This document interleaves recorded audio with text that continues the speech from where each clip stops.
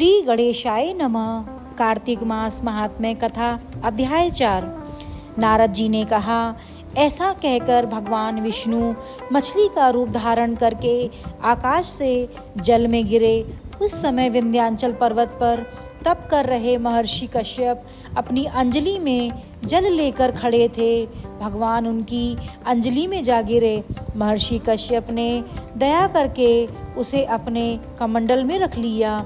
मछली के थोड़ा बड़ा होने पर महर्षि कश्यप ने उसे कुएं में डाल दिया और वह मछली कुएं में भी न समा सकी तो उन्होंने उसे तालाब में डाल दिया। जब वह तालाब में भी न आ सकी तो उन्होंने उसे समुद्र में डाल दिया। वह मछली वहाँ भी बढ़ने लगी। फिर मत्स्य रूपी भगवान विष्णु ने इस शंखासुर का वध किया और शंखासुर को हाथ में लेकर बद्री वन में आ गए। वहाँ उन्होंने संपूर्ण ऋषियों को बुलाकर इस प्रकार आदेश दिया, मुनीश्वरों, तुम जल के भीतर बिखरे हुए वेद मंत्रों की खोज करो और जितनी जल्दी हो सके उन्हें सागर के जल से बाहर निकाल लाओ।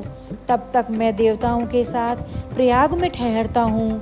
तब उन तपोबल संपन्न महर्षियों ने यज्ञ और बीजों सहित संपूर्ण वेद मंत्रों का उद्धार किया। उनमें से जितने मंत्र जिस ऋषि ने उपलब्ध किए वह उन बीज मंत्रों का उस दिन से ऋषि माना जाने लगा। तदंतर सब ऋषि एकत्र होकर प्रयाग में गए। वहाँ उन्होंने ब्रह्मा जी सहित भगवान विष्णु को उपलब्ध हुए सभी वेद मंत्र समर्पित किए।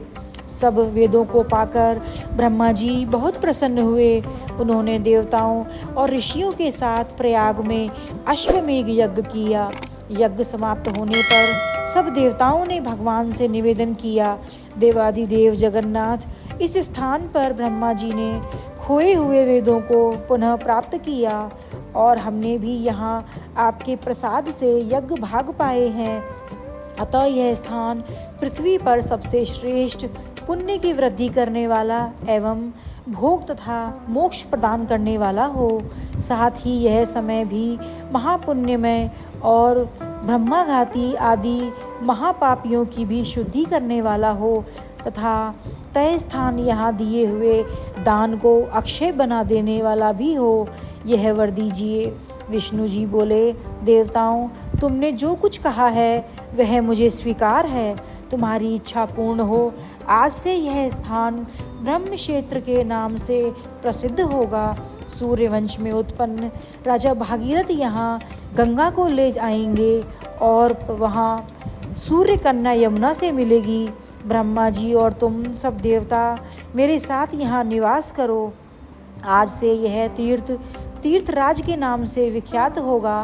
तीर्थराज के दर्शन से तत्काल सब पाप नष्ट हो जाएंगे। जब सूर्य मकर राशि में स्थित होंगे उस समय यहाँ स्नान करने वाले मनुष्य के सब पापों का यह तीर्थ नाश करेगा। यह काल भी मनुष्यों के लिए सदा महान पुण्य फल देने वाला होगा।